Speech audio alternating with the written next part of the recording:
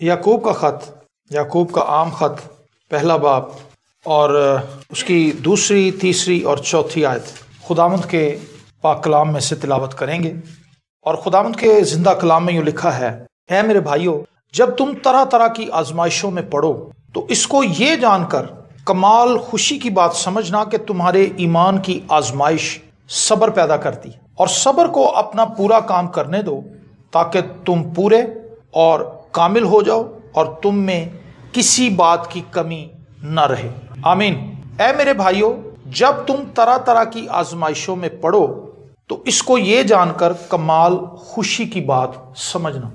जब हम बतौर मसीही आजमाइशों में से गुजरते हैं, मुश्किलात में से गुजरते हैं और हमें नजर आ रहा है कि हम ठीक डायरेक्शन में हैं, हम सही जगह पर खड़े हैं, दुआ भी कर रहे हैं, कलाम भी पढ़ रहे हैं और खुदा के साथ हमारा ताल्लुक ठीक है, उसके बावजूद भी हमारी लाइफ पर आजमाइशें आ रही हैं, तो आपने इसके लिए खुशी मनानी है। एक आजमाइश तो वो है जो हमारी अपनी गलती की वजह से आई, इसके लिए तो खुशी नहीं मनाई जा सकती, इसके लिए तो अफसोस करना चाहिए। अगर कोई शख्स विलिंग करता हुआ गिर गया, उसकी बाजू टूट गए, टांगें टूट गई, तो इसके लिए तो खुशी नहीं मनानी चाहिए कि चलो जी शुक्र है मेरे पे आजमाइश आई, मेरी मोटरसाइकिल स्लिप होगी। ऐसा नहीं है। उन आजमाइशों का जिक्र हो रहा है जो मसीह में रहकर हम पर आती हैं, जो मसीह में रहकर हमें फेस करनी पड़ती हैं। रूहानी तरक्की उन आजमाइशों की वजह से होती है। हर आजमाइश रूहानी तरक्की का बाइस नहीं। बहुत सी आजमाइशें हमारे सामने इसलिए आती हैं ताकि हम तौबा कर लें, ताकि हम खुदावंद को अपना आप दे दें, ताकि हम अपनी जिंदगी पर गौर कर लें। लेकिन मसीह में रहते हुए ये जो खत लिखा गया है, ये ईमानदारों को लिखा गया है, कलीसियाओं को लिखा गया है। और यहां पर याकूब का सरीहन यही मतलब है कि जब किसी ईमानदार पर आजमाइश आए, हालांकि वो बिल्कुल ठीक डायरेक्शन में जा रहा है, उसको पता है कि मेरा खुदा के साथ ताल्लुक ठीक है, उसके बावजूद उसकी लाइफ में प्रॉब्लम्स, परेशानियां आती हैं, तो फिर उसे खुशी मनानी चाहिए। खुशी मनाने की रीजंस हैं आगे। खुशी की बात समझना चाहिए कि तुम्हारे ईमान की आजमाइश सब्र पैदा करती है। जब एक मसीही ईमानदार आजमाया जाता है तो उसके अंदर सब्र पैदा होता है। सब्र बहुत बड़ी चीज है। जिस बंदे को सब्र करना आ जाए, हमारे यहाँ पे आमतौर पे वर्ड यूज होता है सब्र शुक्र, मतलब जिस बंदे के अंदर सब्र होगा उसके अंदर शुक्रगुजारी भी होगी। सब्र एक ऐसी चीज है जो हमें बहुत से दुनियावी प्रेशर से आजाद करती है। हमारे अंदर ये सब्र होता है, हमारे अंदर वेट करने की सलाहियत पैदा हो जाती है, बर्दाश्त करने की सलाहियत पैदा हो जाती है। तो याकूब ये कहता है कि जब तुम्हारी आजमाइश हो तो तुम इसको खुशी की बात समझना, क्योंकि तुम्हारे ईमान की आजमाइश सब्र पैदा करती है। और मसीही जिंदगी में चलने के लिए सब्र की इंतहाई जरूरत है। जैसे ईमान की जरूरत है, बगैर ईमान के उसको पसंद आना नामुमकिन है, इसी तरह अगर हम बहुत ज्यादा ईमानदार हैं लेकिन बेसब्रे हैं, वेट करना नहीं जानते, रुकना नहीं जानते, इंतजार करना नहीं जानते, तो फिर हमारा ईमान भी बहुत सी जगहों पर नाकाम हो जाएगा। ये सारी चीजें कनेक्टेड है। पौलुस अपने खत में कहता है बस ईमान मोहब्बत की राह से असर करता है। खाली ईमान भी कुछ चीज नहीं है, ईमान के साथ भी इंग्रेडिएंट्स हैं बहुत से। ईमान के साथ बहुत से पहलू हैं जिनके साथ ये चीजें फंक्शनल होती। एक मोटरसाइकिल को ले लें, मोटरसाइकिल में सिर्फ चाबी घुमाने से मोटरसाइकिल चलना शुरू नहीं कर देती। इसके अंदर आप किक मारेंगे, इंजन के अंदर स्पार्क होगा, वो पेट्रोल के साथ कनेक्ट होगा, इंजन रमा हो जाएगा, एनर्जी आ जाएगी मोटरसाइकिल में। स्टार्ट होने के बावजूद भी वो चल नहीं रही क्योंकि आपने गियर नहीं डाला। जैसे ही आप गियर लीवर को प्रेस करते हैं, पहला गियर डालते हैं, गियर डालने से भी आपकी बाइक नहीं चलती। अगर आपने क्लच को छोड़ा हुआ है तो वो झटका मार के बंद हो जाएगी। आपने क्लच को पकड़ना है और आहिस्ता आहिस्ता उसको छोड़ना है, फिर गाड़ी चलती है। अब वो चलना शुरू हो गई, रुकेगी कैसे? कोई ऐसी मोटरसाइकिल हो जिसमें ब्रेक ही ना हो, कोई ऐसी गाड़ी हो जिसमें ब्रेक ही ना हो। सब्र के बगैर ईमान बिल्कुल ऐसी गाड़ी की तरह है जिसमें ब्रेक कोई नहीं, वो रुकना ही नहीं जानता, वो तबाह कर देता, जिथे जाता जाके बच जाता।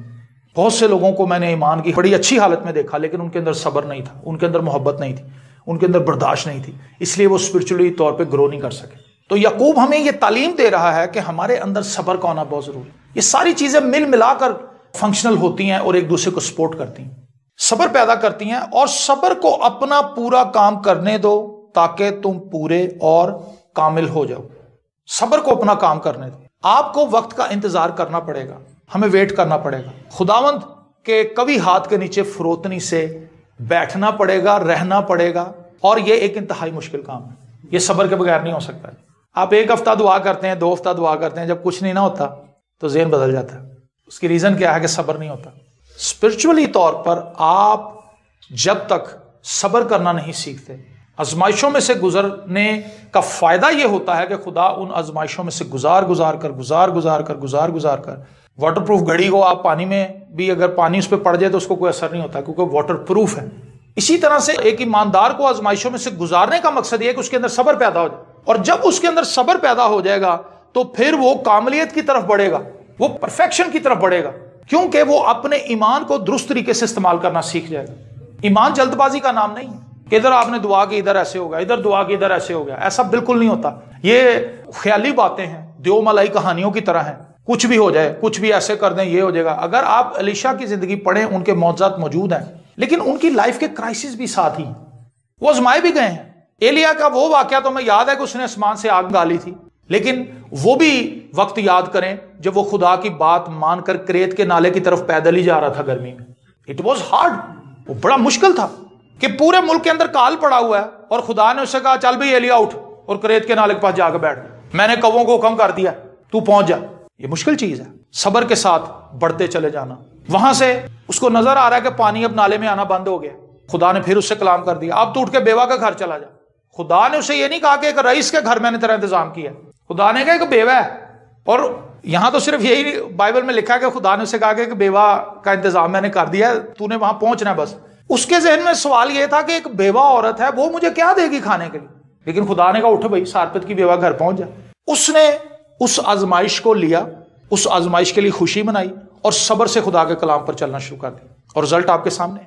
یعقوب اسی آزمائش کی بات کر رہا ہے جو بطور مسیحی ہماری زندگی کے اندر آتے ہیں. یہ وہ تحفہ ہے جس کو خدا ایماندار کی بیٹرمنٹ کے لیے استعمال کرتا ہے, اگر وہ اس کو تحفہ سمجھ لے.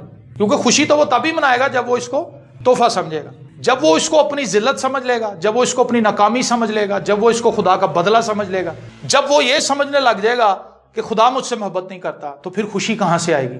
جب خوشی سے اس نے اس آزمائش کو قبول نہیں کرنا تو صبر کہاں سے آئے گا؟ جب صبر نہیں اس کے اندر ہوگا تو وہ کاملیت کی طرف کیسے بڑھے گا؟ صبر کو اپنا پورا کام کرنے دو. That is very strange and that is very serious matter. یہ بڑی عجیب و غریب بات ہے, لیکن خدا کا طریقہ کار یہی ہے. کسی بھی ایماندار کو ریفائن کرنے آپ کو آزمائشوں میں سے گزرنا پڑے گا, اور اس میں آپ نے اپنے آپ کو بہتر سے بہتر بنانا ہے. ٹھیک ہے خدا میں یہ بھی کروں گا, میں یہ بھی کروں گا, میں یہ بھی کروں گا, اوکے اوکے اوکے, اور آپ بڑھتے جائیں گے آگے. جتنا زیادہ آپ خدا کے حضور شکستہ ہوتے جائیں گے, دنیا کی نظر میں آپ اتنا زیادہ فرق پرسنالٹی بن کر ابھریں گے.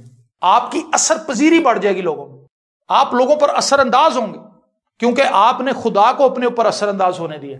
جس شخص پر خدا کے کلام کا, خدا کی پریزنس کا, خدا کے پاک روح کا کوئی اثر نہیں ہو رہا, اودیاں گلاں دا اگے کی اثر ہونا, زیرو رزلٹ ہوگا اس کا. لیکن جس شخص کے اوپر خدا اثر انداز ہو رہا ہے, خدا اس کی لائف کے اندر اپنی پریکٹس کر رہا ہے, خدا اس کو بدل رہا ہے, اسی شخص کی باتیں آگے ڈیلیور ہوں گی اور لوگوں کے دلوں تک پہنچے گی. آمین. تاکہ تم پورے اور کامل ہو جاؤ اور تم میں کسی بات کی کمی نہ رہے. یہ خدا کا منصوبہ ہے. خدا خالی یہ نہیں کہتا کہ بس پتر تو کوڑا کٹ کر کے بیٹھی رہ, بس تیری ساری عمر انجی گزرنی ہے, تو انجی رہ. چلو یہ بھی مان لیا اگر خدا مجھے ایسے ہی رکھنا چاہتا ہے, میں اس کے لیے بھی خوش ہوں, مجھے اس کے لیے خوش ہونا چاہیے, کیونکہ خدا نے ڈیسائیڈ کیا میرے لیے کہ میں ایسے ہی رہوں. لیکن لکھا ہے تم میں کسی بات کی کمی نہ رہے. کسی بات کی کمی سے مراد یہ کہ ایموشنلی وہ بندہ بڑا ہیلدی ہو. ہم ایموشنلی ہیلدی نہیں ہیں, وی آر ایموشنلی سک. خوشی کوئی آ جائے اسی آؤٹ آف کنٹرول ہو جانے, شراب دیاں بوتلاں کھول لینا, دیکھی جائے گی اج جی میری کڑی دا بیاہ ہے, اج میرے منڈے دا بیاہ ہے. یہ خوشی ٹھیک نہیں ہے. کلام لکھا اگر کوئی خوش ہو تو وہ حمد کے, ہمیں کوئی چھوٹی سی بات کر دے ہم اس کو دل پہ لگا لیتے ہیں. اٹس مین کہ ہم ہیلدی نہیں ہیں, ہم ویک ہیں, ہم کمزور ہیں, ہم سے برداشت ہی نہیں ہو پاتی کسی کی بات. ہم فوری طور پہ اس کو کلیریفائی کرنے پہنچ جاتے ہیں. کئی بار خدا ہمیں موقع دیتا ہے کہ ہم کلیریفائی کریں چیزوں کو, کئی بار خدا ہمیں موقع نہیں دیتا کہ ہم چیزوں کو کلیریفائی کریں. کئی بار خدا اسے وقت پر چھوڑ دیتا ہے, وقت خود فیصلہ کرے گا. تو ہمیں ایموشنلی طور پر خدا کمپلیٹ کرتا ہے, فزیکلی طور پر, جسمانی طور پر خدا ہمیں صحت مند رکھتا ہے. تم میں کسی بات کی کمی نہ رہے. جسمانی طور پر بھی خدا ہمیں مضبوط رکھنا چاہتا ہے, اور یہ اتنے سالوں کی میری فائنڈنگز ہیں. میں اس کے لیے پریئر کرتا ہوں کہ خداوند مجھے اپنے جسم کو بہتر بنانے کی توفیق دے. مجھ پر اور آپ پر یہ ذمہ داری عائد ہوتی کہ ہم اپنے جسم کا بھی خیال رکھیں اور اس کے لیے سنجیدہ. خدا ہمیں ہر ایک چیز جو ہماری ضرورت کی ہے خدا ہمیں ضرور دے گا, اور خدا ہمیں دینا چاہتا ہے. اس کی ایک چھوٹی سی مثال میں آپ کو دینا چاہتا ہوں. یہ میرا بیٹا ہے وائس بیٹھا ہوا, آپ کے بھی بچے ہیں جو شادی شدہ بیٹھے ہوئے ہمارے درمیان. کسی ماں باپ کی یہ خواہش نہیں ہوتی کہ یہ چیز میرے پاس ہے یہ میں اپنے بیٹے کو نہ دوں, چلگوزے میں لے آندے نے تو میں ہی کھا جاواں, پتر نہ ہاتھ لان دیں, بلکہ وہ چھیل کے پہلے اس کو دے گا, مونگ پھلی چھیلے گا پہلے اس کو دے گا, بادام توڑے گا پہلے اس کو دے گا کہ اللہ پتر پہلے تم کھا. تم اگر برے ہو کر اپنے بچوں کو اچھی چیزیں دینا تو تمہارا باپ اپنے مانگنے والوں کو رول کچھ کیوں نہ دے گا. آمین. یہ بات طے ہو گئی کہ خدا ہم سے کوئی بھی اچھی چیز باز نہیں رکھنا چاہتا, لیکن یہ بات بھی روزے روشن کی طرح صاف ہے, واضح ہے کہ خدا ہمیں ٹوٹی پھوٹی زندگی کے اندر یہ برکات دینے کے لیے راضی نہیں ہے. آپ نے دیکھا ہوگا کوئی بھی شخص جب توبہ کرتا ہے وہ دعاواں جو سنیا جاتی ہیں, اے خداوند ساڈے گھر دے وچ کمیٹی نہیں نکل رہی, کمیٹی والے پیسے کھا گئی. وہ جیسے دعا کرتا کمیٹی والی آپ ہی آ جاتی ہے, باجی ہے پھڑو کمیٹی. کہتا ہے میری دعا چ نہیں پاور ہے. اگلے دن وہ پھر دعا کرتا, اے خداوند کافی عرصہ ہو گیا میرے پاپا کی سیلری نہیں بڑھ رہی, ان کی سیلری بڑھ جائے. سیلری وہ پاپا شام نو آتا ہے جام بلیک, کہتا لو بھی سن لو, پھر خدا نے میری سیلری بتا دی. کہتا ہے میری یہ بھی دعا سنی گئی. اس سے خدا نے اس کو کیا میسج دیا کہ تو میری بیٹی ہے, تو میرا بیٹا ہے, میں تیری بات کو سننے کا مشتاق ہوں, میں تیری بات کو سننا چاہتا ہوں. لیکن وقت گزرنے کے ساتھ ساتھ ایسے لگتا ہے کہ خدا اپنے آپ کو پردوں کے پیچھے چھپاتا جا رہا ہے, خدا چھوڑ ہی نہیں رہا. کیا خدا بدل گیا؟ نہیں. اب خدا آپ کو سیکنڈ فیز میں لے کے جا رہا ہے کہ پتر دعاواں تے تیریاں میں سن لیاں, میں تینوں یہ بھی دستا کہ میں زندہ خدا ہوں, لیکن ہن میں تینوں تبدیل کرنا چاہتا ہوں, اب میں تجھے بدلنا چاہتا ہوں. سیکنڈ فیز لوگوں کے لیے وہ فیز ہے جس کو وہ نہ تو سمجھ پاتے ہیں, نہ ہی اس میں وہ کھڑے رہنا چاہتے ہیں, بلکہ وہ دڑک لگا جاتے ہیں, بھاگ جاتے ہیں. تو میں آپ سے یہ کہنا چاہوں گا کہ اسپرچولی طور پر ہمیں میچور ہونے کے لیے اس بات کی ضرورت ہے کہ ہم خدا کے کلام پر بڑا دھیان لگائیں. ان آیات کو کئی بار ہم نے پڑھا ہے, لیکن شاید یہ آیات ہم نے کبھی اس طرح سے سمجھی نہیں, سوچی نہیں. خدا کا ایک ایماندار بیٹے اور بیٹی سے یہی تقاضا ہے کہ خدا اس میں اپنے بیٹے مسیح کو رکھنا چاہتا ہے. آمین. یہ خدا کا کام ہے جو اس نے ہم میں جاری و ساری رکھا ہوا ہے اپنے پاک روح کے وسیلہ سے. وہ آپ میں مسیح کو دیکھنا چاہتا ہے. آپ گھر بنانا چاہتے ہیں, آپ گاڑی لینا چاہتے ہیں, آپ MNA MP منسٹر بننا چاہتے ہیں, وہ آپ میں مسیح کو رکھنا چاہتے ہیں. یہ خدا کا منصوبہ ہے. اگر آپ خدا کے منصوبے کو اپنی زندگی میں جاری نہیں رکھنا چاہتے تو پھر خدا کا اس سے کیا تعلق ہے وہ آپ کے چھوٹے چھوٹے منصوبوں کو تقویت دیتا رہے اور اس کے لیے وسائل مہیا کرتا رہے. میں نے بہت سے لوگوں کو دیکھا ہے کہ انہوں نے دعائیں کی, ان کو وہ چیزیں مل گئیں. گھر کیا چیز ہے؟ کچھ بھی نہیں. میں نے اپنی زندگی میں بہت سے لوگوں کے لیے دعائیں کی, ان کو گھر مل گئے ہیں, لیکن آج وہ لوگ کہاں ہیں؟ انہوں نے گھر کو ہی سمجھ لیا کہ یہ خدا کی وہ بادشاہی ہے جہدے چڑنا سی باہر نکلنا ہے تو نہ کسی نے اندر آنا ہے. اسی میں زندہ ہے اور اسی میں خوش ہیں اور او دے حصے کرن ٹر پے. مطلب دو بھائیوں کو وہ گھر مل گیا, ہوں انہوں نے نفاق پی گیا کہ بھی یہ بہتا پیسہ میں لایا, تیرا پیسہ تھوڑا سی, وہ بیوی کاری میرے بندے نے بہتا لایا, وہ بیوی کاری میرے بندے نے بہتا لایا. مطلب گھر مل گیا دعاؤں سے, خداوند میں نہیں رہے اسی لیے پھوٹ پڑ گئی. وہ گھر خدا نے دیا تھا, جب خدا کو چھوڑ دیا تو گھر بھی نکل گیا.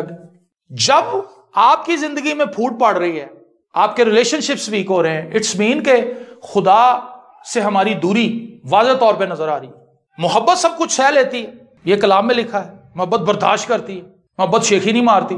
تو جب کرائسٹ سے ہمارا رابطہ ٹوٹنا شروع ہوتا ہے, کمزور پڑنے لگتا ہے, تو یہ ساری چیزیں ابھر کے سامنے آ جاتی ہیں.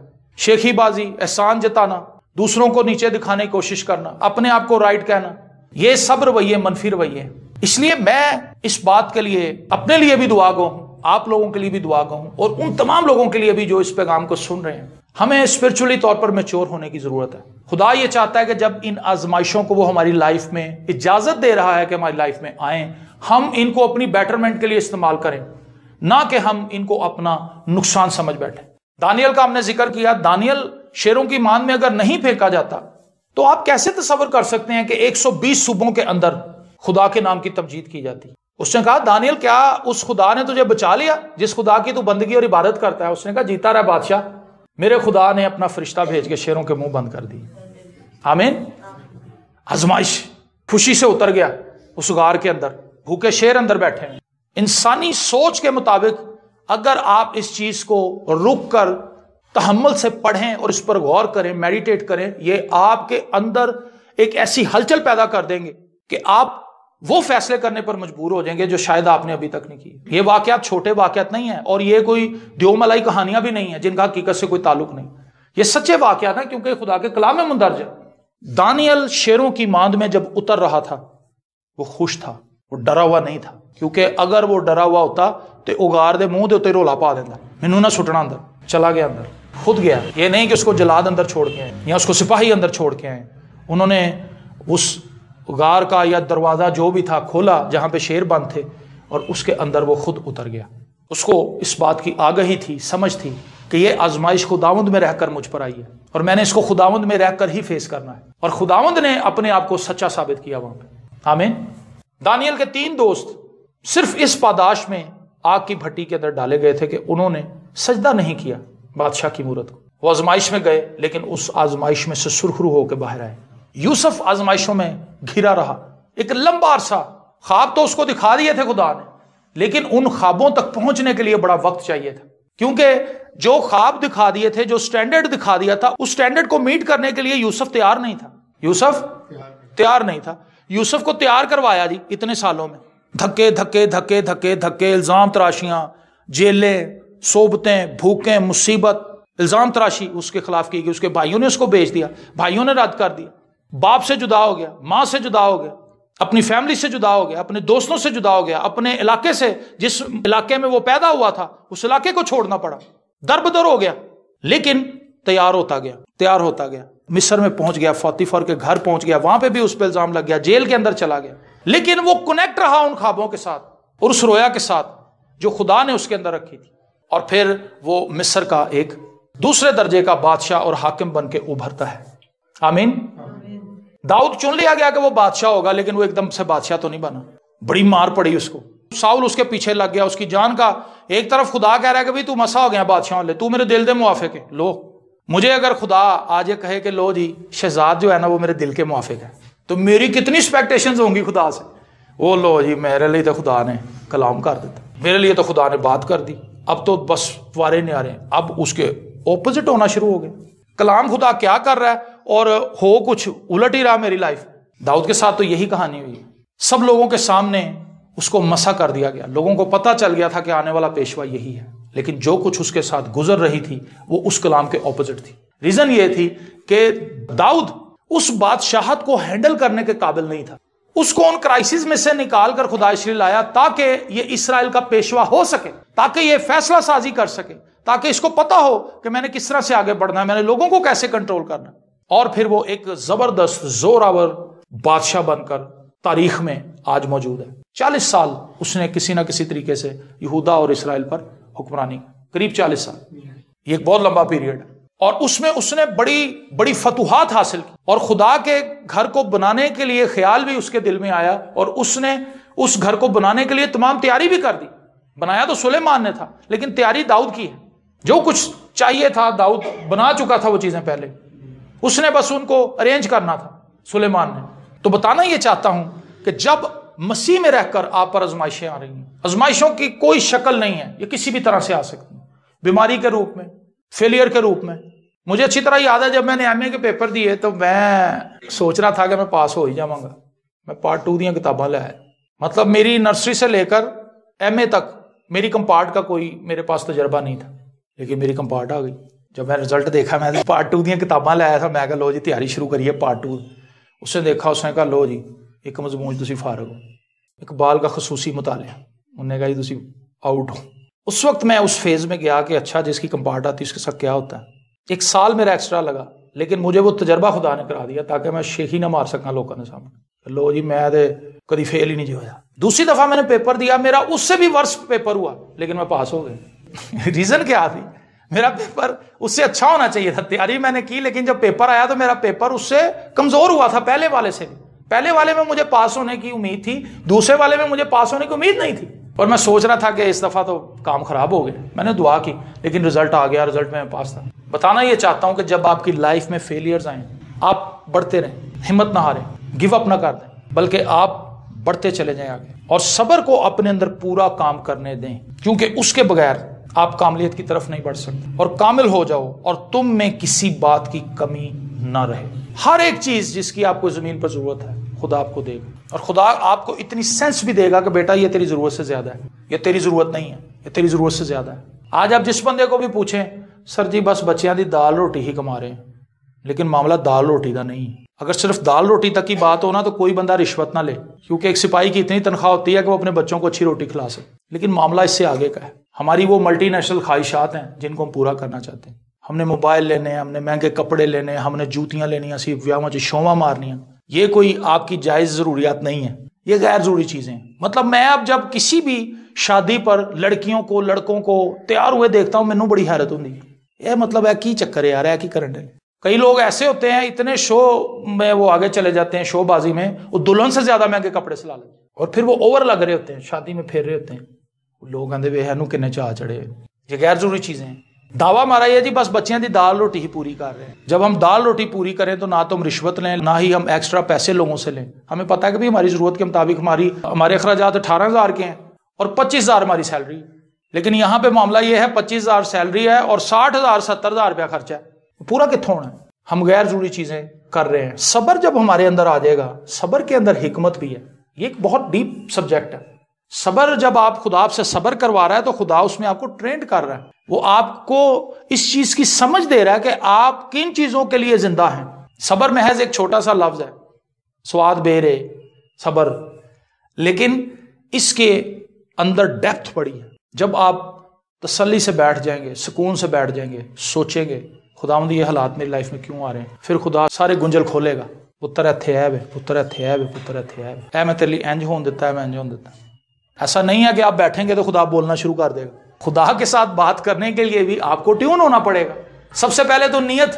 خدا کیوں لوگوں سے ہم کلام نہیں ہوتا؟ کیونکہ خدا ہماری نیت کو جانتا ہے۔ کئی بار آتے ہیں نا لوگ ہم سے کچھ پوچھنے کے لیے، ہم انہیں نہیں بتاتے ہیں باتیں، کیونکہ سانوں انہوں نے نیت پتا ہوتی ہے، انہوں نے باہر جا کے نشریات شروع کر دینی، ہم ان سے باتیں ہائڈ کر لیتے ہیں۔ انسان ہوتے ہوئے جب ہم انسانوں کو پرکھ لیتے ہیں تو کیا خدا نہیں پرکھ سکتا؟ کچھ لوگ آئے حزقیل کے پاس کہ جی خدا کی مرضی دریافت کریں۔ خدا نے کہا ان کو کہا میں ان سے بات نہیں کروں گا، کیونکہ انہوں نے اپنے بتوں کو اپنے دلوں میں نصب کر رکھا ہے، یہ اپنی مرضی کے مالک ہیں، یہ صرف فیور چاہتے ہیں مجھ سے، اس سے آگے اور کوئی ان کا خیال نہیں۔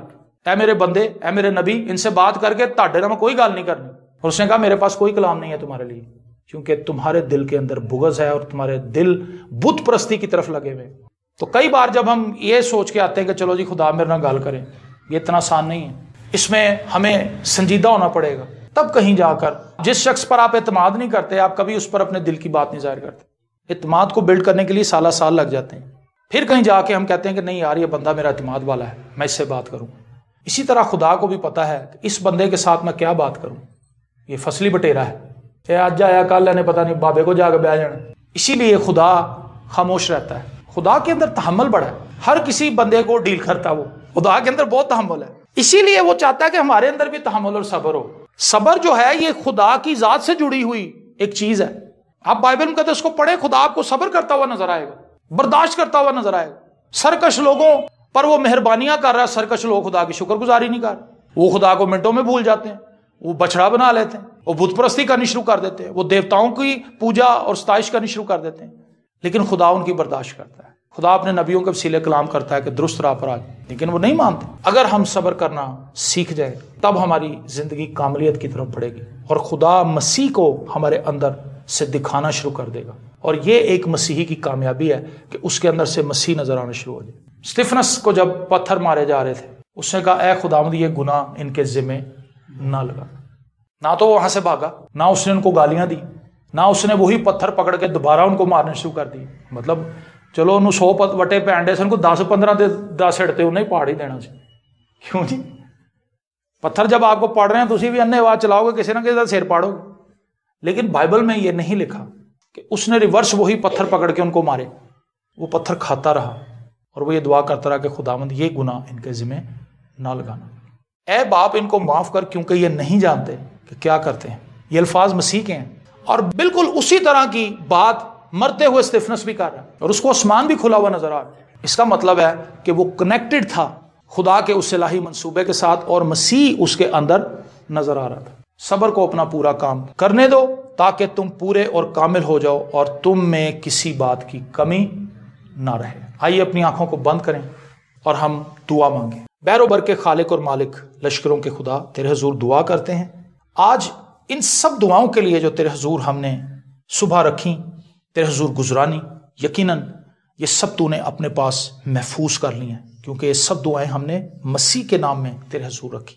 یہ پیغام جو آج ہم نے شیئر کیا، یقیناً یہ وہ باتیں تھیں جو تو نے خداوند مجھ پر ظاہر کی، آشکار کی، اور میں نے کوشش کی کہ میں دیانتداری سے انہیں خداوند تیرے لوگوں تک پہنچا سکوں۔ میں اپنے لیے منت کرتا ہوں کہ خداوند مجھے دیانتدار رہنے کا فضل دینا، میں دیانتدار رہوں جب تک اس زمین پر ہوں، ہر ایک معاملے میں دیانتدار رہوں، اور میرے یہ سب بہن بھائی دیانتدار رہیں، اور ہم ایک مسیحی کی حیثیت سے زمین پر زندہ رہیں جن سے خدا کا جلال ظاہر ہوتا ہے۔ وہ تمام بہن بھائی جو اس پیغام کو سن رہے ہیں، آج تیری برکت ان پر چاہتے ہیں، اور دعا کرتے ہیں کہ خداوند جب تو نے ہمارے دلوں سے کلام کیا ہے تو آج ہم زور پائیں، قوت پائیں، دلیری پائیں، تقویت کو حاصل کریں تجھ سے، اور خداوند تیری شکر گزاری کرتے ہوئے ان تمام آزمائشوں میں سے گزرتے جائیں خوشی کے ساتھ جو ہماری زندگی میں آ رہی ہیں۔ تو خداوند تیری برکت کو چاہتے ہیں، منت کرتے ہیں جب یہ ٹرائلز، یہ ٹیمپٹیشنز ہماری لائف میں آئیں، ہم گھبرا نہ جائیں، ہم بے دل نہ ہو جائیں، بلکہ ہم اپنے آپ کو تجھ میں اور گہرا اور مضبوط کریں۔ آج کی ساری برکت کے لیے دل کی گہرائیوں سے تیری شکر گزاری کرتے ہیں، یسوع کے زندہ، قادر، ابدی اور جلالی نام کے وسیلے سے، آمین۔